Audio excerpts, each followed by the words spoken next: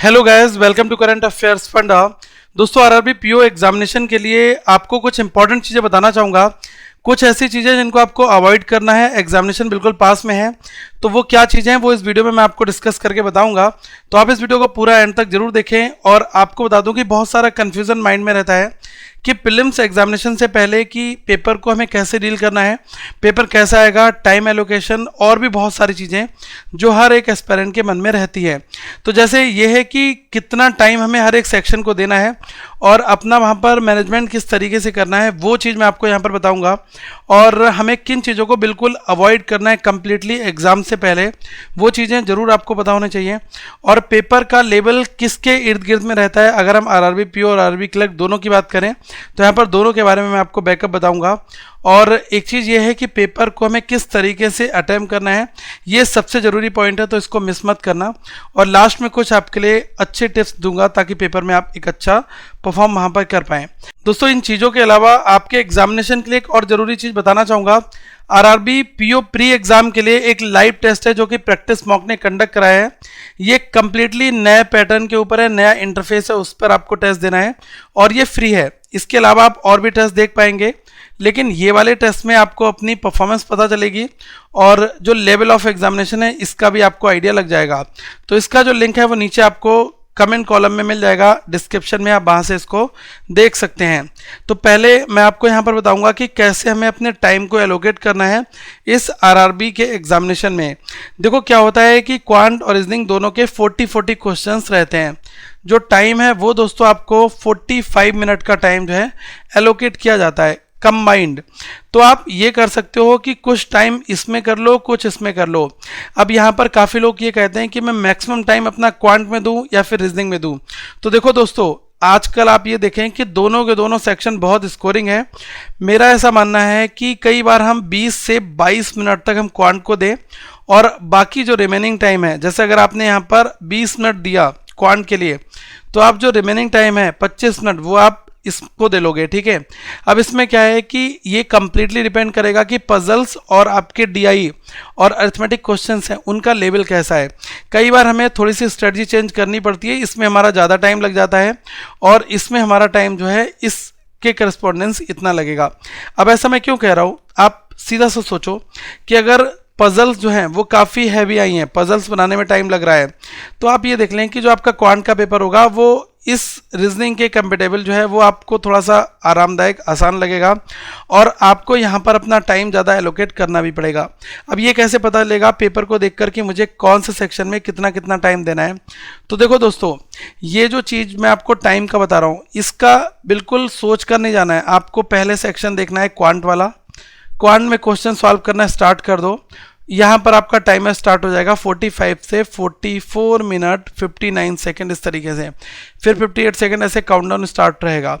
तो आप क्वांट को सॉल्व करना स्टार्ट कर दो। अब आप ये देख लो कि लास्ट में हम तब तक पेपर को सॉल्व करते रहेंगे जब तक कि ये 25 मिनट पर हमारी घड़ी ना आ जाए।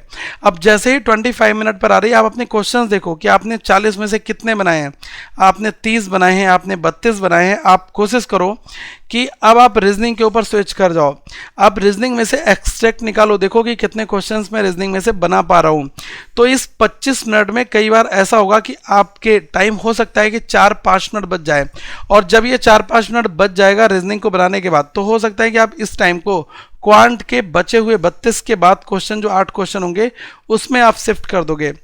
एक चीज़ ध्यान रखना कि पेपर को गो थ्रू करते टाइम पर ही अपना सॉल्व करने का तरीका जो है वो आपको अडॉप्ट करना है। पेपर में आपने क्वेश्चन देखा, फिर आपने क्वेश्चन तुरंत सॉल्व करना स्टार्ट किया। आप छाट के मत रखना कि ये क्वेश्चन मैं बात के लिए बचा के रख रहा हूँ, इसको तो मैं बना ही लूँगा, पहले एक बार पेपर देख ले रहा हूँ। क्वेश्चन देखते ही आ रहा है तो बना लो, अगर समझ में आ रहा है कि ये नहीं बनेगा तो आप उसको अवॉइड कर दो। यही एक आपकी टाइम एलोकेशन की रेमेडी एग्जाम के लिए होनी चाहिए। और 45 मिनट का टाइम जो है वो दोस्तों ऐसा लगेगा कि यार कम टाइम है, पेपर लेंथी बहुत है, लेकिन लेंथी सबके लिए रहेगा, आपके लिए स्पेशल लेंथी नहीं होगा, ठीक है। तो आपको बस अपना बेस्ट देना है। और एग्जामिनेशन की तैयारी बहुत लोग करते हैं, सिलेक्शन कम का होता है। तो जो आपकी तरह एक्यूरेसी और सब चीज़ों के पैरामीटर को ध्यान में रखते हुए पेपर को बनाएगा, उसका ही सिलेक्शन होगा। एक चीज़ और आती है मन में कि हमें एग्जामिनेशन से पहले किन चीज़ों को बिल्कुल अवॉइड करना चाहिए। देखो दोस्तों, कई बार मन में कुछ लोग आपको रिकमेंडेशन करेंगे कि यार अब टफ लेवल की क्वेश्चंस बनाओ, इजी अपने आप बन जाएगा। देखो ये चीज़ें कई बार काम करती हैं, कई बार काम नहीं करती हैं, लेकिन आपका प्रीलिम्स का एग्ज़ाम है और ये जो वीक चल रहा है वो आपके प्रीलिम्स एग्जामिनेशन के कंसर्न है, तो आप एग्ज़ाम लेवल की ही प्रैक्टिस करो। ऐसा नहीं है कि आप मेंस लेवल का डीआई बना रहे हो और आप सोच रहे हो यार चिल कर रहे हैं, तो ऐसा नहीं। आपको अगर चीज़ें नहीं आ रही हैं तो आप पहले उन चीज़ों को कवर करो, प्रीलिम्स के मैटर को ख़त्म करो, ज़्यादा से ज़्यादा प्रीलिम्स के मॉक टेस्ट बनाओ और कोशिश करो कि एक एक क्वेश्चन को सेट को एनालाइज करना है। मुझे डेली एक मॉक टेस्ट बनाना है, फिर उसके एनालिसिस पर ज़्यादा से ज़्यादा टाइम देना है, ताकि मैं उसके जो डीप हैं, जो क्वेश्चंस के लॉजिक हैं, हायरार्की है, उसको भी मुझे समझ में आ जाए वो चीज़ भी। ठीक है, तो ये चीज़ बहुत लोग करते हैं, तो इसको आप अवॉइड कर लो अभी के लिए। प्रीलिम्स हमेशा प्रीलिम्स होता है, केवल ये आपके बेसिक्स को चेक करने के लिए होता है, एंट्री लेवल टेस्ट है। मेंस में जब जाओगे तो आपको बहुत धाकड़ क्वेश्चन देखने को मिलेंगे, सो बेटर है कि केवल प्रीलिम्स को आप प्रीलिम्स की तरह ले और जो मॉक टेस्ट हैं इनको आप टेस्ट को अटेम्प्ट करो और उसके बाद में इसका सोल्यूशन देखकर आप अपने जो जो पॉइंट्स में वीक हैं आप उनकी रिवाइज करके इस चीज़ को ख़त्म करो। ठीक है, एक चीज़ और आता है कि लेवल ऑफ क्वेश्चंस कैसा पेपर में रहता है। देखो यार, पीओ का पेपर है तो आपको क्वेश्चन थोड़े से मॉडरेट देखने को मिलेंगे, क्लर्क है तो आपको पेपर हलवा देखने को मिलेगा। ठीक है, टॉपिक्स यही सब आएंगे गिने चुने जो मैं आपको यहाँ पर बता रहा हूँ। कहीं पर 2 डीआई होंगी, कहीं पर 1 डीआई होगी, कोई एक टेबल होगी, कोई आपकी मिक्स ग्राफ होगी। आप देख लो, सिंप्लीफिकेशन अप्रॉक्सीमेशन होगा 5-10 नंबर का, नंबर सीरीज में रॉन्ग या फिर मिसिंग होगा 5 नंबर का, क्वाड्रेटिक इक्वेशन 5 नंबर की होगी, कभी क्वांटिटी कंपैरिजन भी साथ में डाल देते हैं, Q1 Q2 5 नंबर का। बाकी आपके जो मिसलेनियस क्वेश्चंस, वर्ड प्रॉब्लम्स हैं, ये आपके रहेंगे। चाहे आप पीओ दोगे, क्लरिकल दोगे, सब में यही आपको सेगमेंट देखने को मिलेगा। कहीं पर क्या है कि डेटा सफिशिएंसी बढ़ा दी जाएगी, क्योंकि अलग अलग शिफ्ट में एग्जाम्स होता है। अब 2 दिन एग्जाम हो रहा है, एक दिन में 4 शिफ्ट हुई, तो 4 × 2 8 शिफ्ट आपकी ऐसी हो गई। तो आपको इन चीज़ों को बहुत ज़्यादा ध्यान में रखना है। एक चीज़ और आपको बता रहा हूँ कि जैसे अल्फा न्यूमेरिक सीरीज हो गई, अल्फ़ाबेट हो गई, आपके ब्लड रिलेशन हो गए, इनइक्वालिटी, डायरेक्शन, डिस्टेंस हो गए, सिलोगिज्म हो गए, इन क्वेश्चंस के ऊपर ज़्यादा फोकस करना। जब 40 नंबर का पेपर है तो आप ये देख लो कि 20 नंबर के आसपास पजल्स होंगी और 20 नंबर के आसपास अदर टॉपिक्स होंगे। तो अदर टॉपिक्स के क्वेश्चन पजल्स के कंपैरिजन में, अगर पजल थोड़ी सी मॉडरेट आ गई तो जो अदर टॉपिक्स हैं वो आपको बचा लेंगे पेपर में, तो इनके ऊपर विशेष फोकस आपको करना है। पजल सेटिंग अरेंजमेंट कैसे हो सकते हैं? देखो, स्क्वायर हो सकता है आपका, लीनियर सेटिंग अरेंजमेंट, पैरेलल रोज जिसमें होती हैं, अनसर्टेन नंबर ऑफ एलिमेंट दिए उसमें दे रखा है ऐसा क्वेश्चन, मंथ बेस्ड पजल है, बॉक्स पजल है, डे, डेट, ईयर। ठीक है, तो इस फॉर्मेट में आपके क्वेश्चंस रहते हैं। तो आप अलग अलग फॉर्मेट में पजल्स बनाई होंगी। करंट अफेयर्स फंडा पर लगभग 1000 के आसपास में पजल्स हैं। आप day based puzzle space current affairs फंडा करोगे, आपको मिल जाएगी। Square setting arrangement space current affairs फंडा करोगे, सारी पजल आ जाएंगी। तो आप इनकी बनाओ, प्रैक्टिस करो और अपने हिसाब से डेली जो है कम से कम 4-5 पजल की रिवीजन कर लो, ताकि एग्जामिनेशन में आप थोड़ा सा कंफर्ट जोन में दोस्तों रहें। एक चीज़ और आपको बता दूं कि पेपर को कैसे अटेम्प्ट करना है, ये चीज़ आपके मन में आ रहा होगा कि यार पेपर आएगा, कैसे अटेम्प्ट करना है। देखते जाओ और सॉल्व करते जाओ। मैंने आपको बोला ना कि रिजर्व टाइम नहीं रखना है। अभी मैंने 2 मिनट पहले बात आपको बोली कि टाइम रिजर्व नहीं रखना है, केवल पेपर को देखना है और आपको सॉल्व करना है। जो क्वेश्चन में टाइम लग रहा है इसको आप अवॉइड कर दो। 45 मिनट का टाइम है। क्वांट आपने बनाना स्टार्ट किया, जब आपने 5 क्वेश्चन स्टार्टिंग के बना लिए, 6ठे क्वेश्चन में आपको लग रहा है कि यार ये क्या है, देखूं इसको, पढ़ूं ध्यान से, 1-2 बार ट्राई करूं, ट्राई जहां पर करना पड़े वहां पर क्वेश्चन को छोड़ दो, आप साथ में क्वेश्चन के ऊपर आ जाओ। ऐसा मैं क्यों कह रहा हूं?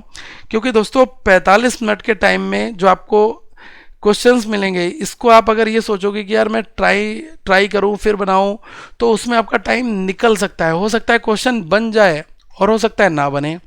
तो बेटर है कि जो क्वेश्चन देखते ही लग रहा है कि यार बना लूंगा, तो आप उसको पहले प्रेफर करो।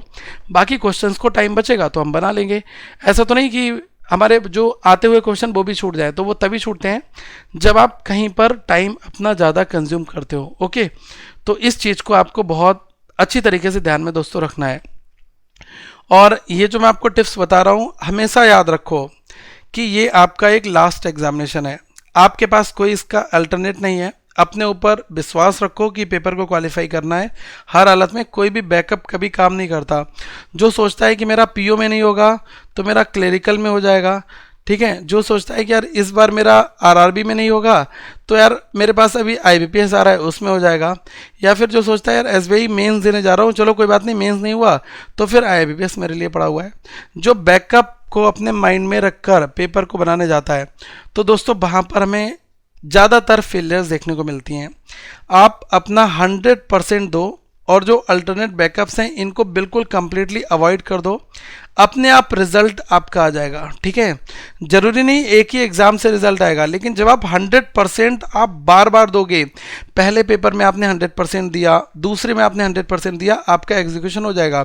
लेकिन जहां पर बात यह आ जाती है कि यार इसमें हो गया नहीं तो दूसरा है, दूसरे में हो गया नहीं तो तीसरा है, फिर चीज़ें डिले होती चली जाती हैं। इन्हीं चीज़ों को आपको अवॉइड करना है और अपनी तैयारी को तब तक कंप्लीट करें जब तक आप अपने मिशन तक ना पहुंच पाए। ओके, तो बस यही मैं कहूँगा कि पेपर बिंदास बनाओ, टेंशन मत लो, सब कुछ अच्छा आएगा। पेपर में वही आता है जो आपने पढ़ रखा होता है, ठीक है। जिसने पढ़ा नहीं होता उसे टेंशन होती है कि यार पेपर में क्या आएगा, और जिसने खूब ठीक ठाक से प्रैक्टिस कर रखी होती है उसको भी टेंशन रहती है यार पेपर कैसा आएगा, ये क्वेश्चन आएगा वो नहीं आएगा। लेकिन उसको मैं विश्वास दिलाना चाहूँगा कि दोस्त अगर आपने प्रैक्टिस करी है, क्वेश्चंस बनाए, मॉक बनाए हैं, रिवीजन किया है, मॉक टेस्ट का एनालिसिस किया है, तो आपको डरने की ज़रूरत नहीं है। आप पेपर को ईजिली निकाल ले जाओगे, ये आपके लिए आसान होगा। और आप अपनी प्रैक्टिस को अभी देखने के लिए प्रैक्टिस मॉक का जो लाइव टेस्ट है उसको आप जरूर बनाएं, इससे आपको बहुत मदद मिलेगी। लिंक आपको नीचे कमेंट कॉलम में दोस्तों मैंने दिया है। तो आगे हम फिर मिलेंगे। So thank you guys, have a good day to all of you once again. Current affairs भी पढ़ते रहना, मेंस लेवल के लिए डेली क्लास आती है, और अपनी तैयारी यूं ही जारी रखते रहें।